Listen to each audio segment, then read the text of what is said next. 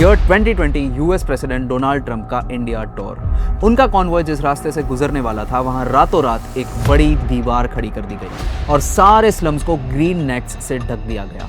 फिर आया 2023 का G20 समिट। मुंबई और दिल्ली की रोड्स पर अगेन सेम स्टोरी। जब भी कोई फॉरेन वीआईपी आता है, हमारी म्यूनिसिपैलिटीज इन स्लम्स पर ग्रीन नेट्स डाल देती है ताकि लग्जरी कार से गुजरते हुए उन फॉरेन लीडर्स को हमारी पॉवर्टी ना दिख जाए। हम अपने ही शहरों के इस हिस्से को एक नेशनल एम्बेरसमेंट मानते हैं, लेकिन उन ग्रीन नेट्स के ठीक पीछे धारावी जैसी स्लम्स 1.5 बिलियन डॉलर्स यानी ऑलमोस्ट 12,000 करोड़ रुपीस का एनुअल इकोनॉमिक आउटपुट जनरेट कर रही है। ये किसी टेक यूनिकॉर्न स्टार्टअप की वैल्यूएशन नहीं, ये उस जगह का नंबर है जिसे हम स्लम कह के इग्नोर कर देते हैं। मुंबई का 80% प्लास्टिक वेस्ट वहाँ बिना किसी गवर्नमेंट हेल्प के रिसाइकल हो रहा है। वहाँ बनने वाला लेदर पेरिस के लग्जरी स्टोर्स तक जा रहा है और अब तो वहाँ से दुनिया के ग्लोबल टेक कैपिटल्स तक highly trend human capital export हो रहा है। सोचिए, जिन्हें हम ग्रीन नेट्स से हाइड कर रहे हैं, ग्लोबल टेक कंपनीज उन्हीं को क्वाइटली अपने हब्स में हायर कर रही है। इसीलिए आज इस वीडियो में इंडिया के इस इनविजिबल इकोनॉमिक इंजन को डीकोड करते हैं। देखेंगे कि कैसे एक स्लम आज एक ultra efficient special economic zone बन चुका है और सबसे जरूरी, क्यों गवर्नमेंट का इन स्लम्स को फिक्स करने का मास्टर प्लान एक पूरी बिलियन डॉलर इकोनॉमी को जड़ से खत्म कर सकता है। अगर आपको ऐसे डीप डाइव्स पसंद है तो सब्सक्राइब जरूर कीजिए। मैं हूं Zeel and you have already started learning from upGrad. Chapter 1, the tool house economy. इस बिलियन डॉलर इकोनॉमी को समझने के लिए हमें सबसे पहले अपना नजरिया चेंज करना पड़ेगा। जब आप एक स्लम को देखते हैं तो दिमाग में क्या आता है कि यहाँ गरीब लोग रहते होंगे, एक बैकवर्ड रेजिडेंशियल एरिया है जहाँ इंफ्रास्ट्रक्चर कम है और स्ट्रगल ज़्यादा। ये गलत नहीं है, पर यह पूरा सच भी नहीं है। इन्हें गरीब सेटलमेंट्स की जगह एक हाइपर ऑप्टिमाइज्ड फैक्ट्री की तरह देखिए। एक नॉर्मल सिटी का स्ट्रक्चर कैसा होता है? आपका घर एक रेसिडेंशियल जोन में है, आपकी ऑफिस या फैक्ट्री 15 किलोमीटर दूर किसी कमर्शियल जोन में होगी। बीच में आता है ट्रैफिक, लंबा कम्यूट और टाइम वेस्ट होता है। लेकिन एक स्लम में ये पूरा सिस्टम पलट जाता है। यहाँ 300 स्क्वायर फीट का एक छोटा सा रूम होता है, लेकिन उसका स्ट्रक्चर देखिए। ग्राउंड फ्लोर पर रिटेल शॉप चल रही है, फर्स्ट फ्लोर पर गारमेंट फैक्ट्री की स्यूइंग मशीन्स लगी है और सबसे ऊपर टॉप फ्लोर पर वही फैमिली रात को सोने आती है। एक ही बिल्डिंग में घर, दुकान और फैक्ट्री तीनों एक साथ चल रहे हैं। अब इस मॉडल को एक स्टार्टअप इन्वेस्टर के लेंस से देखिए। यहाँ कम्यूट टाइम जीरो है, रॉ मटेरियल, प्रोडक्शन और सेल्स सब एक ही बिल्डिंग के अंदर हो रहा है और फ्रिक्शन भी बिल्कुल नहीं। यहाँ कोई 9 to 5 वाला रूल नहीं है। ऑर्डर आया तो आधी रात को भी फैक्ट्री ऑन होती है और बनने के बाद सामान सीधा नीचे दुकान पर ही बिक जाता है। और यही एक स्लम का डेली रूटीन होता है। इनका बनाया हुआ सामान कहीं लोकल मार्केट में नहीं रुकता, डायरेक्टली ग्लोबल सप्लाई चेन में चला जाता है।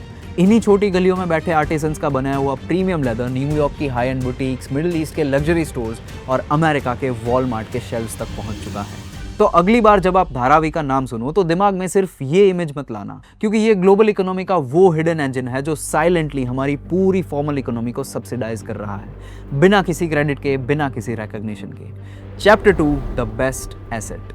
अभी तक हमने लेदर, प्लास्टिक और गारमेंट्स की बात की, लेकिन ये सब तो सिर्फ प्रोडक्ट्स हैं। इन स्लम्स का सबसे वैल्यूएबल एक्सपोर्ट कोई सामान नहीं बल्कि लोग हैं। आपको लगता होगा कि यहाँ से निकलकर लोग सिर्फ डिलीवरी या छोटी दुकानों में काम करते हैं, लेकिन ग्लोबल रिक्रूटर्स एक ऐसी सच्चाई समझ चुके हैं जो शायद हमारे इंडियन एचआर डिपार्टमेंट्स अभी तक नहीं समझ पाए। फॉर एग्जाम्पल जापान की एजिंग पॉपुलेशन बहुत तेजी से बढ़ रही है। उन्हें हार्डकोर रेजिलियंट वर्कफोर्स चाहिए। इसीलिए जापान के एहिमे प्रीफेक्चर रीजन से एक ऑफिशियल डेलीगेशन इंडिया आती है और वो किसी फैंसी प्लेसमेंट कंसल्टेंसी के एसी ऑफिस में नहीं जाते, वो डायरेक्टली जाते हैं मुंबई के कंदरपाड़ा स्लम की पतली गलियों में। वहाँ उन्होंने राजेश चेट्टियार और उसके 7 फ्रेंड्स को पिक किया। उन्हें 4 से 6 महीनों के लिए जापानीज लैंग्वेज और स्पेशलाइज्ड टेक्निकल ट्रेनिंग दी और जापान के लिए रिक्रूट कर लिया। सोचिए, जो राजेश कल तक इंडिया में डोमेस्टिक लेवल पर शायद 15,000 रुपये कमाते थे, वो अपस्किल होकर सीधा 1.5 लाख रुपीस पर मंथ के ब्रैकेट में चले गए। लेकिन सवाल यह है, क्यों जापान किसी नॉर्मल कॉलेज कैंपस में क्यों नहीं गया? क्योंकि असली डिमांड केओस मैनेजमेंट की है। एक ऐसी एक्सट्रीम डेंसिटी में रहने के लिए जो साइकोलॉजिकल करेज और अडेप्टेबिलिटी चाहिए, वो किसी कॉलेज के क्लासरूम में नहीं सिखाई जा सकती। आप एक कंफर्टेबल मिडिल क्लास बच्चे को 3 महीनों के लिए किसी ब्लू कॉलर जॉब के लिए ट्रेनिंग दे सकते हो, लेकिन बिना सेफ्टी नेट के एक्सट्रीम प्रेशर में सर्वाइव करना वो नहीं सिखा सकते। ये रेजिलियंस एक स्लम अपने बच्चों को 18 साल में बिल्कुल फ्री में सिखाता है। इसीलिए एक नॉर्मल ग्रेजुएट कॉलेज से डिग्री लेकर आता है, लेकिन एक अर्बन स्लम का बच्चा PhD इन सर्वाइवल लेकर आता है। और ये सिर्फ मैनुअल जॉब्स तक लिमिटेड नहीं है, इस ग्रिट ने, इस स्पिरिट ने लोगों को ग्लोबल टेक जायंट्स तक पहुंचा दिया है। संतोष यादव की स्टोरी सुनिए। इन्होंने अपनी जिंदगी के 30 इयर्स मुंबई के एक स्लम में निकाले, क्लास 10 के बोर्ड एग्जाम्स में फेल हुए और पहली जॉब सिर्फ 5000 रुपीज पर मंथ की थी। ये कहानी सुनने में हर दूसरे लोअर मिडिल क्लास घर की लगती है, लेकिन संतोष वहां नहीं रुके।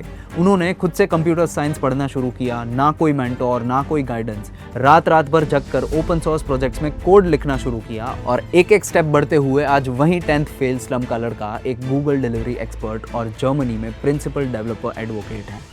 तो थिंग इज दैट इस पूरी कहानी में कोडिंग तो सिर्फ लास्ट स्टेप था, असली ताकत थी उनकी वो 30 इयर्स की ग्रिट। वही ग्रिट जो उन्हें हर सुबह उठाती थी जब सक्सेस की कोई गारंटी नहीं थी, वही ग्रिट जिसने उन्हें डॉइच बैंक जैसी टॉप कंपनीज में टिकाए रखा। स्किल ने तो बस उनकी इस ग्रिट को डायरेक्शन दी थी। हम और आप 15 लाख की इंजीनियरिंग डिग्री लेकर कंप्लेन करता है कि मार्केट खराब है, जॉब्स नहीं है, और यहाँ एक इंसान बिना किसी बैकअप प्लान के एक छत के नीचे से सीधा गूगल तक पहुंच गया। एंड यही रियलिटी चेक दिखाता है कि दुनिया में लैक ऑफ अपॉर्चुनिटीज नहीं, लैक ऑफ स्किल्स है। अगर आज के फास्ट पेस एआई इकोनॉमी में आप खुद को अपस्किल नहीं करेंगे तो आप एक ही जगह अटक जाएंगे। इसीलिए आपको इन स्किल्स से अपस्किल करने के मिशन में अपग्रेड आपके साथ जुड़ा है। Chapter 3 the tech leap. Santosh Yadav का एग्जाम्पल तो चलो फिर भी दिखाता है कि 30 इयर्स के बाद वो उस लूप से बाहर निकले थे, बट आज रोशनी जैसी 14 इयर्स की टीनेज गर्ल्स भी खुद को स्किल अप कर रही है। रोशनी के पेरेंट्स टैक्सी चलाते हैं और दूसरों के घर में काम करते हैं। उसके पास ना कोई फॉर्मल टेक बैकग्राउंड है, ना किसी महंगे कोडिंग बूट कैंप का एक्सेस, फिर भी ये लड़कियां आज फंक्शनल मोबाइल ऐप्स बना रही है, और वो भी कोई जेनेरिक ऐप्स नहीं, अपनी ही कम्युनिटी की रियल प्रॉब्लम्स को सॉल्व कर रही है। जैसे अपने उन पेरेंट्स और अडल्ट्स को बेसिक इंग्लिश और मैथ्स सिखाने की ऐप, जिनकी पढ़ाई बचपन में घर चलाने के चक्कर में छूट गई थी। सोचिए, एक 14 इयर्स की लड़की जिसे सोसाइटी कहती है कि उसका फ्यूचर लिमिटेड है, वो आज टेक का यूज करके दूसरों की लाइफ्स को बदल रही है। इसे कहते हैं असली लीप। और ये सिर्फ एक इंडिविजुअल सक्सेस स्टोरी नहीं है, ये पूरी नई जनरेशन अब जॉब सीकर से सीधा जॉब क्रिएटर्स बन रही है। डॉल्फिन टंकी जैसे इंक्यूबेटर्स इन टीनेजर्स को अपने घर से ही डिजिटल बिजनेस स्टार्ट करने में हेल्प कर रहे हैं। जिन बच्चों की कॉलेज जाने की उम्र नहीं हुई है, वो आज अपने खुद के बिजनेस मॉडल्स बना रहे हैं। जो कल तक अपने पेरेंट्स के साथ दुकान पर कपड़े सिलते थे, वो आज कोडर और ऐप बिल्डर्स बन चुके हैं। ये पूरी माइक्रो इकोनॉमी इस वक्त तक कंप्लीटली अनस्टॉपेबल लग रही थी, लेकिन ठीक इस टाइम जब ये स्लम पॉवर्टी से निकलकर अपना सबसे बड़ा टेक लीप ले रहे थे, एक बुलडोजर इस पूरी जनरेशन को डिस्ट्रॉय करने के लिए निकल चुका है। Chapter 4 the threat and the fix. एक तरफ दुनिया इन सेटलमेंट्स में एक अंडरप्राइज्ड एसेट देख रही है, यहाँ से अपना टेक और इंडस्ट्रियल टैलेंट उठा रही है, और दूसरी तरफ हमारा अपना मास्टर प्लान क्या है? Mega redevelopment projects. इन्हें ग्रीन नेट से छुपाकर एंड में बुलडोजर्स चलाकर इन लोगों को 350 स्क्वायर फीट के वर्टिकल हाई राइजेस में शिफ्ट कर देना। टेक्निकली ये एक ह्यूमैनिटेरियन अपग्रेड है, लेकिन हम ये भी नहीं समझ रहे कि एक हैवी सुइंग मशीन या एक पॉटरी ओवन को आप 14th फ्लोर के रेसिडेंशियल अपार्टमेंट से नहीं चला सकते। तो अगर तोड़फोड़ करना जवाब नहीं है, तो इन स्लम्स का असली फिक्स क्या है? इन माय ओपिनियन असली जवाब है टारगेटेड इंटीग्रेशन। ब्राजील ने प्रो एडटेक मॉडल लॉन्च किया और स्लम्स में डायरेक्टली लैपटॉप्स सब्सिडाइज किए और कम्युनिटी वाईफाई हब्स बनाए। वहां डिवाइस ओनरशिप रातों रात 20% से 70% क्रॉस कर गया। अगर हम 14 इयर्स के इन स्लम्स के बच्चों को इंटरनेट और लैपटॉप्स का एक्सेस दे दे, तो पॉवर्टी का ये पूरा लूप सिर्फ एक जनरेशन में खत्म हो सकता है। अगर आप भी इससे अग्री करते हैं, then comment agreed. Let's see कितने लोग इससे अग्री करते हैं। दूसरा सबसे बड़ा स्टेप है फॉर्मलाइजेशन। आज इन स्लम से निकलकर लाखों लोग गिग इकोनॉमी चला रहे हैं। इन्हें चैरिटी नहीं चाहिए, इन्हें सिस्टम में इंटीग्रेशन चाहिए। इन गिग वर्कर्स को हेल्थ इंश्योरेंस, पेंशन और प्रॉपर बैंकिंग सिस्टम का एक्सेस मिलने से इनका माइक्रो बिजनेस स्केल हो सकता है। मीनिंग एकदम सिंपल है, आप एक चलते हुए इंजन को तोड़ नहीं रहे, आप उसमें बेटर फ्यूल डाल रहे हैं। जिस दिन हम इन स्लम्स को एक रियल इकोनॉमी मानकर इनके प्रॉपर्टी राइट्स को फॉर्मलाइज कर देंगे और इन्हें टैक्स से इक्विप कर देंगे, उस दिन ये आउटपुट $1.5 बिलियन से $15 बिलियन होने में टाइम नहीं लगेगा। इनफैक्ट मुंबई के वाजपेयी कौशल विकास केंद्र के एक सीनियर ऑफिशियल के अकॉर्डिंग डेकेड्स तक हमारी सिटीज इन स्लम्स को फीड कर रही थी, बट आज ये स्लम्स सिटी की इकोनॉमी को फीड कर रहे हैं। What do you think? क्या हमें पिन कोड देखकर टैलेंट जज करना बंद करना चाहिए? बताइए कमेंट्स में। मैं हूं झील, और अगर आपको ये वीडियो पसंद आया है तो इसको लाइक कीजिए, और ऐसे ही और डीप डाइव्स के लिए subscribe to upGrad. Till then, stay curious.